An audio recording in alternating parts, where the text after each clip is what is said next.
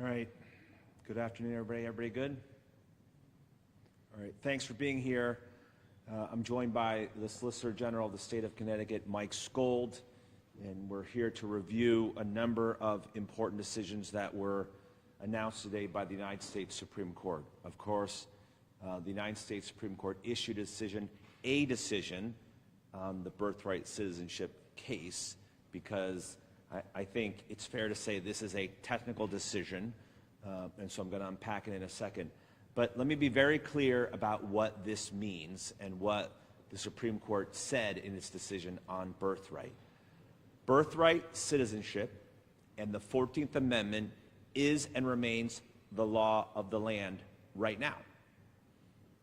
In the injunction that we, the state, secured for Connecticut, Massachusetts, New York, all the states in our coalition, the injunction remains in place. And in fact, birthright citizenship remains the law of the land, and the 14th Amendment continues to operate the way it has always operated for everyone, everywhere, for the next 30 days. And so there's been considerable reporting and some confusion about what this means. This doesn't mean the president is right. This doesn't mean that the court has found that he can amend the Constitution with a stroke of a pen and abolish birthright citizenship or fundamentally change or overturn the 14th Amendment. It does not mean that at all. And in fact, Justice Barrett was very clear in her majority decision to say quite clearly, they don't often do this, but she was very explicit that they were not addressing the merits of the case, meaning they expressed no opinion on whether the president's executive order to ban or eliminate birthright citizenship was lawful or unlawful, constitutional or unconstitutional, because it's not lawful and it's not constitutional. But this was a technical decision about nationwide injunctions. What the court did say is that for private parties, okay, if you go to court and you seek to vindicate your rights, in this case, to your citizenship based on your birth on American soil, you can get an injunction. And so for the private parties in front of the court who sued, their injunction remains in place. But it doesn't apply to everybody else similarly situated. The second question, which is whether states can go in and get nationwide injunctions, the Supreme Court totally punted on that question, completely. And in fact, Justice Barrett says, we know the states make the argument that they're different, and we get that there are some arguments there. We're not going to deal with those today. We're going to send those down to the lower courts to fashion an injunction that makes sense. That's basically what they said. So the question about whether states can get nationwide injunctions that apply to other states remains open. And we expect to prevail on that. We'll go back down to federal court in Massachusetts and in Washington state. And we expect that it will be clear that states are different and that states can get nationwide injunctions. Why? Number one, because states can't be in a class action. And so one of the alternatives the Supreme Court floated was you can just go get class relief. You can go under Rule 23 of the Federal Rules of Civil Procedure and you can get a class action. States can't do that, number one. Number two is states have unique harm here. So what are we supposed to do with respect to kids, babies that are born who, under our current regime, if they're treated like citizens, they get access to health care, education, birth to three, other vital programs that the state administers. Federal programs that are pass-throughs through the state and then are given to citizens or non-citizens. How will we administer those programs, number one? And then what are we supposed to do if a citizen of our state has a baby in another state? What happens to that baby? What happens if a Connecticut citizen ends up in Pennsylvania for whatever reason, visiting family, okay, or Florida or Texas, but I picked Pennsylvania because it's close by, And what if you're in Pennsylvania and you have a baby and you're a Connecticut citizen and resident, and you're an American citizen for all, and you're not an American citizen, but your child is born on American soil? What happens? What happens? What happens if you're in Pennsylvania and a baby is born and you move to Connecticut the next day? How is Connecticut going to deal with that situation? Was that person a citizen or not? Was that baby a citizen or not before they came to Connecticut? All these questions are open, right? That's the chaos and the uncertainty that comes from the president's unlawful executive order. It throws this entire citizenship regime that we've relied on for more than 150 years. It upends it all and throws it into chaos and creates a considerable amount of uncertainty for states and how states regard people coming from other states, or how states regard people leaving their states and going to other states. All those relationships, all those mechanics are considerably in doubt, which is why this is important. So we expect that in the next 30 days, private parties, I understand class action has already been filed before we even came down here. And I expect that states will be back on an emergency basis in the lower federal courts in order to fashion an injunction that complies with the Supreme Court's order. I expect it will happen during these next 30 days. Let's hope that it does. And then I think it will be clear that the states rightfully acquired our injunctions, and that those injunctions apply not just to Connecticut and New York and New Jersey and Massachusetts, but all of the states in this country.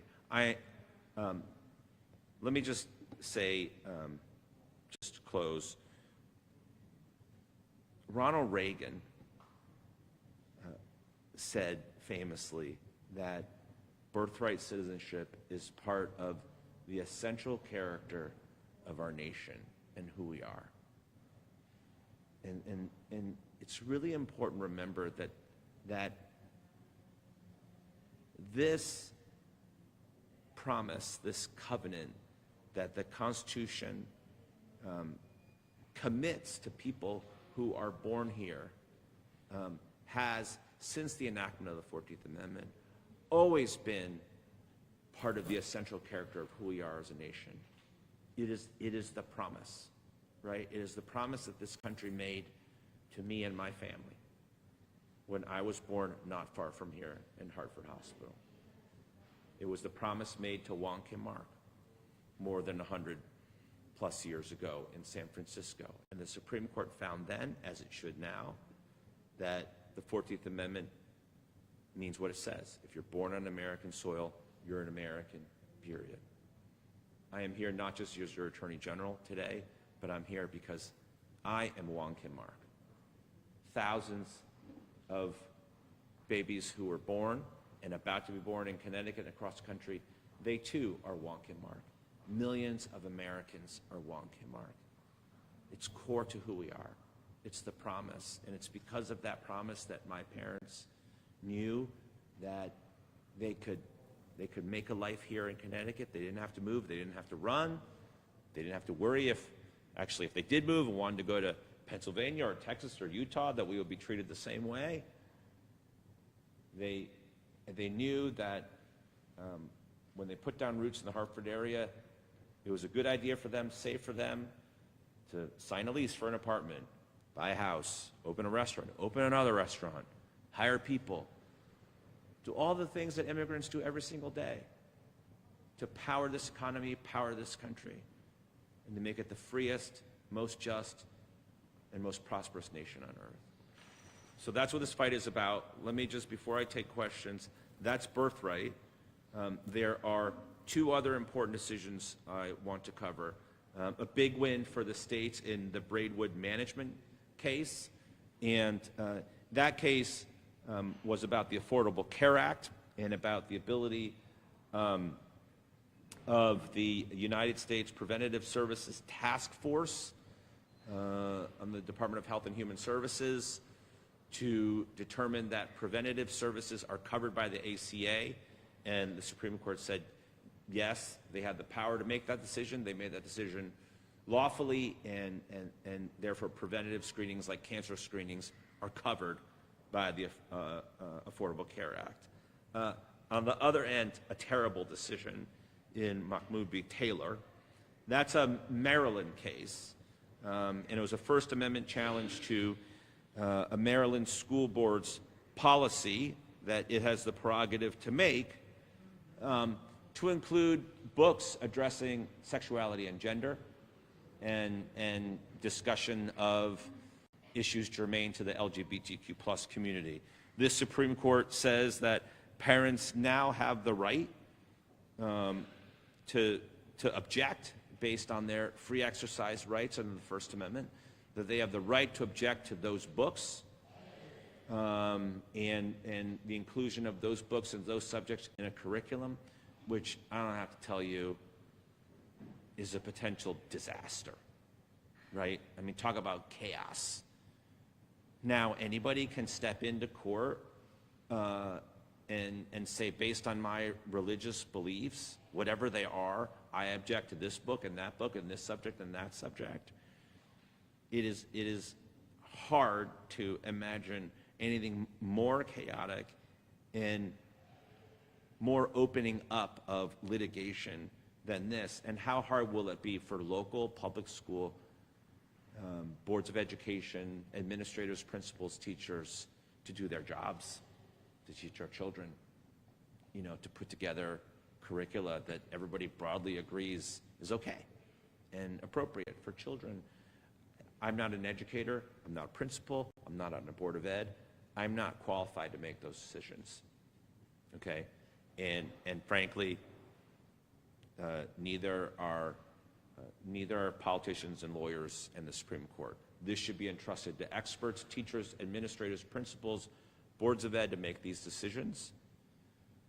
And Mahmoud v. Taylor casts considerable doubt and uncertainty into public education broadly. There was a voting rights case, Louisiana versus Calais, I guess is how you pronounce it. I'm not sure how they do it in Louisiana, but that case, which is a big case about a gerrymandering, an effort to gerrymander districts in Louisiana, that has been continued to the next term with a re-argument. So we have nothing to say about that case today. So with that, happy to take questions. So the question of universal injunctions. Yes. Which seems to be the central takeaway of what the court did today in the Birthright case.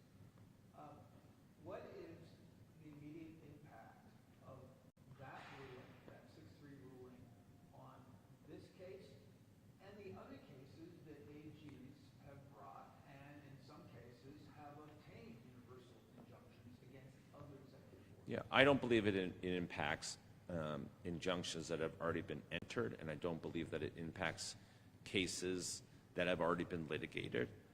You know, I think we're assessing how it impacts all of our cases going forward, no doubt about that, except to say the Supreme Court didn't speak to this question of whether states can get nationwide injunctions. It affirmatively punted. So I think we're going to win on that, that states are different, but no doubt there's uncertainty now how that's going to come out. I will say that this was said on a national virtual press conference a few minutes ago. My colleagues in my sister states who are not part of this coalition have, by design or by default, benefited from our actions, right? So if you're in Pennsylvania, Texas, Utah, and you did not sue in any of our cases, because they haven't joined any of our cases, you've been drafting behind Connecticut. Mike Skold has done all the work, right? And your federal funding, your NIH funding, birthright citizenship in your states has not been cut or eliminated because Connecticut acted. But if there's an open question as to whether it applies to Florida, Texas, Tennessee, now they're going to have to step up. And it's not just on birthright. It's on cuts to the Department of Education, Title I, right? Cuts to Medicaid. All these questions, federal funding, cuts to law enforcement, defunding the police, which is what the president is doing. He's defunding the police. Criminal justice grants. They will have to step up now, potentially, and defend themselves. And I think it's about it's about time that they did that. So it is still an open question as to whether we can get nationwide injunctions. I believe that we can, and I think in the lower courts we will prevail again. If you don't, as a tactical matter, how would the attorney generals have to reassess how to approach this administration? You know, at the end of the day, I'm not sure how much reassessment there is. At the end of the day, at the end of the day, what we have learned in the past few months is that really the only people who can do anything about what the president is doing and oppose him are attorneys general. Okay, now, let me just and we're the first and last line of defense. I mean, the Congress struggles, and it's states, sovereign states, exercising our sovereign prerogative and authority to protect people in our states. So we're just going to have to keep going at the president as hard as we can. And if courts narrow the scope of our relief, we'll just keep fighting and get as much relief as we can. Why don't you believe the Trump administration will immediately challenge some of these other universal injunctions? You know, Justice Barrett's language went to the whole point of whether or not this is an overreach. When a court concludes the executive branch has acted unlawfully, the answer is not for the court to exceed its power to. So, I mean, Trump's not the first president who was bridled at the whole concept of universal injunctions, but they've certainly come to the fore because of his busy first few months in office. Yeah. So again, what gives you confidence that this is not going to open the door to further challenges by the Trump administration to these other injunctions? Well, to the extent that those injunctions have been entered and not disturbed, and the time has effectively passed to address those issues, it could be too late, number one. Number two is, it's really interesting. They don't like universal injunctions here. They like universal injunctions in other places. For example, in abortion, mifepristone, for example, Judge Kaczmarek purports in those cases, in the mifepristone case, to enter nationwide injunctions, and they don't oppose them there. And so I think they have to tread very carefully, because what's good for the goose is good for the gander. And if they want to go in and open up a can of worms, well, we're going to open up a can of worms too. So I think it's uncertain as to where we are right now, except to say in this case, it's an open question as to whether states can get nationwide injunctions, and I believe that we can. Do you have anything to add to that question? Yeah. Did you expect a substantive decision on the central question of birthright? No.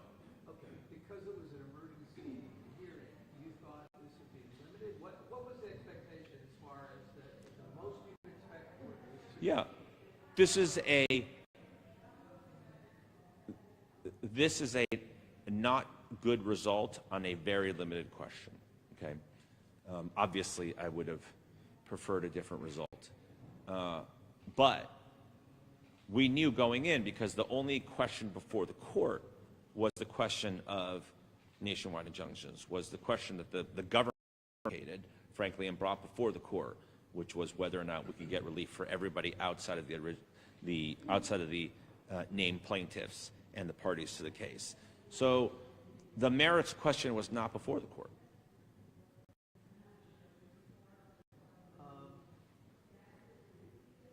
What significance do you put in the fact the court did take this part up on an emergency basis, that they viewed it important to resolve this question sooner than a full hearing of the issues on the first issue? No, I guess I don't take too much from it, except that that's what the government pushed. To the extent there is some political element to it, they were being responsive to the government's request that this issue be taken up. And frankly, I think ideologically they wanted to they wanted to say something about nationwide injunctions because they, the 6-3 majority does not agree with them and does not support them. And by the way, we have advocated in the past to limit nationwide injunctions too, especially when my Republican colleagues act to, for example, attack the Affordable Care Act.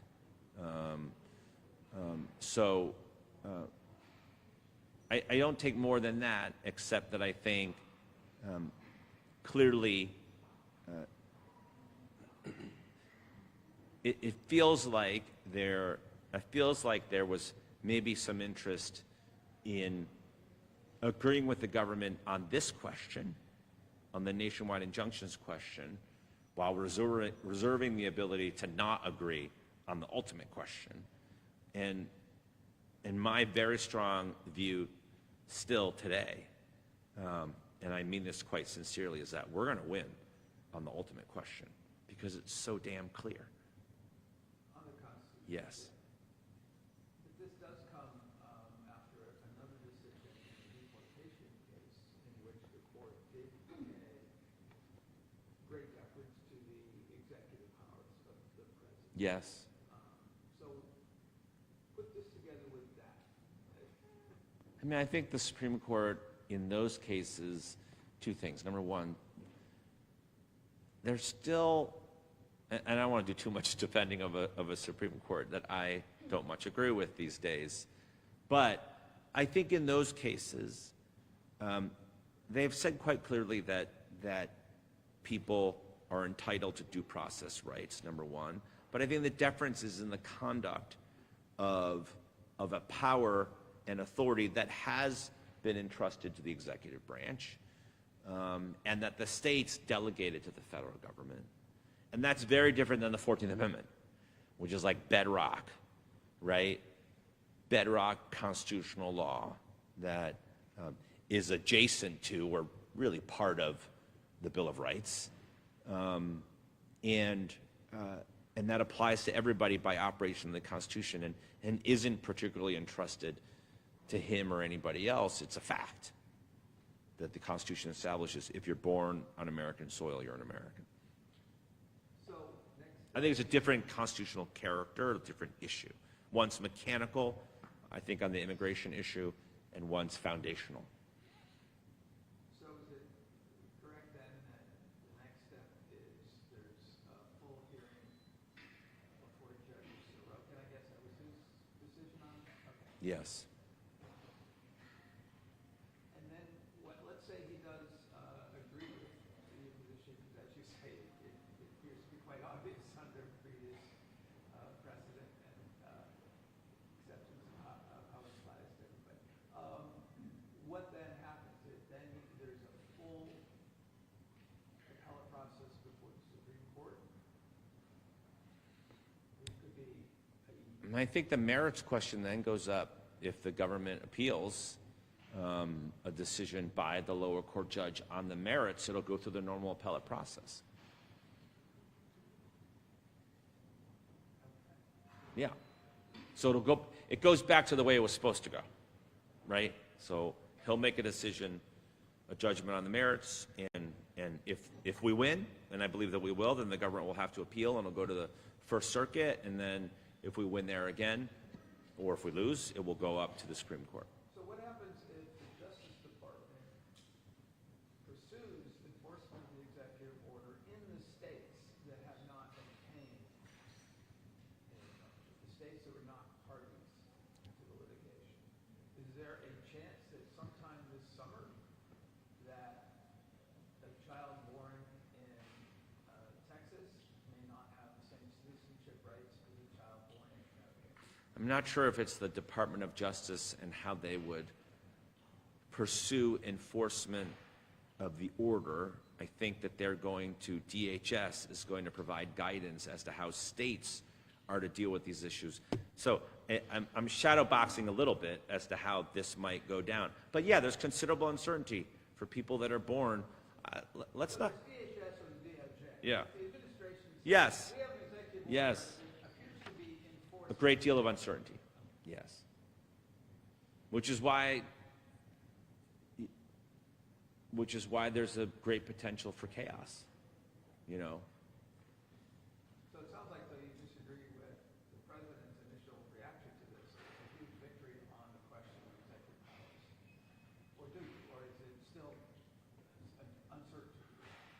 It's not a huge victory.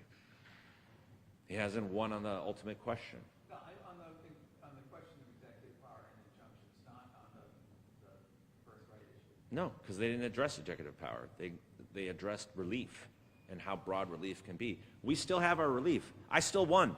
Let's just be clear. We went to court. We said the president acted unlawfully, unconstitutionally. I'm right. Court said so. That's the position we're in right now. We won. President lost.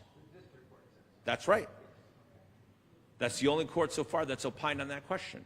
And by the way, I've beaten the president over and over again in the past 90 days. Now, I'm not going to say that's not going to get harder, as we move up to the courts of appeal and the Supreme Court. But attorneys general who are part of this coalition have been very successful, by and large, in the early going. The Zoom call with 4 colleagues, was that quickly arranged after the decision, or was that planned anyway? Well, we were obviously ready because it was clear it would happen today. So we were ready to have a press conference. What I'm getting at is where you anticipate the ability to celebrate a better decision or respond to. We were going to do it anyway. Yeah. I'm good. Anybody else? No one wants to talk about health care or schools? It's Friday. On the school, Yeah, thank you. it opened the door for a lot of uncertainty. Obviously, this is focused on the inclusion of, as you mentioned, books talking about sexuality and gender, but a lot of people have raised the concern in the education sphere about people possibly opting out of curriculum talking about evolution and things like Yeah. that. Is that what you're watching as a possible outcome? Yeah, and by the way, don't think this can't happen in Connecticut. Of course it can.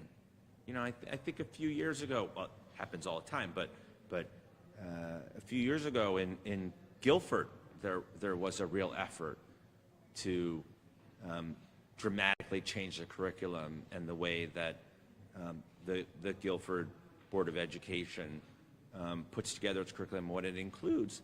And, this is effectively book burning, right? That's what this is. This is legalized book burning where they just are able to go in and cancel this and cancel that, right? They love that word cancel. They're the cancel culture.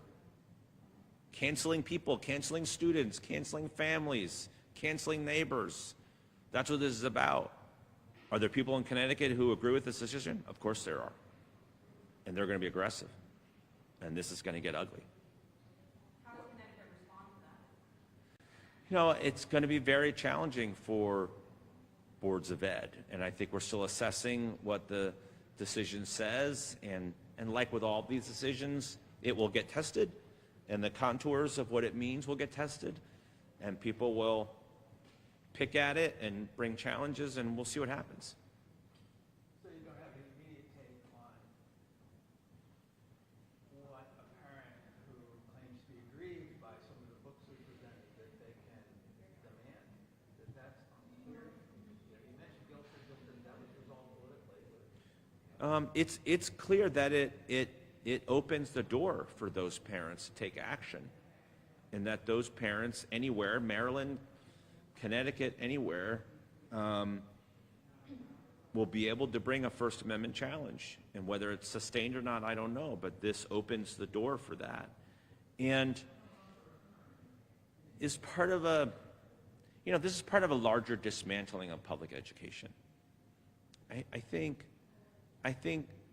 to the extent that in a different time, people who objected to what was being taught and how they felt about your local public school, they opted out. They sent their kids to private school, parochial school, or they homeschooled.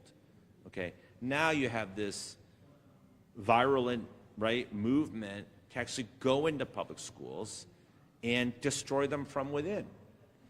And Linda McMahon of Connecticut is doing it from Washington. Through Title I and other federal laws that provide support to public schools and special education students and teachers and administrators. So they're doing it from that angle, but this opens another door from within to get in there and dramatically change, if not gut, public education. And the cost to school boards and to local municipalities could be profound.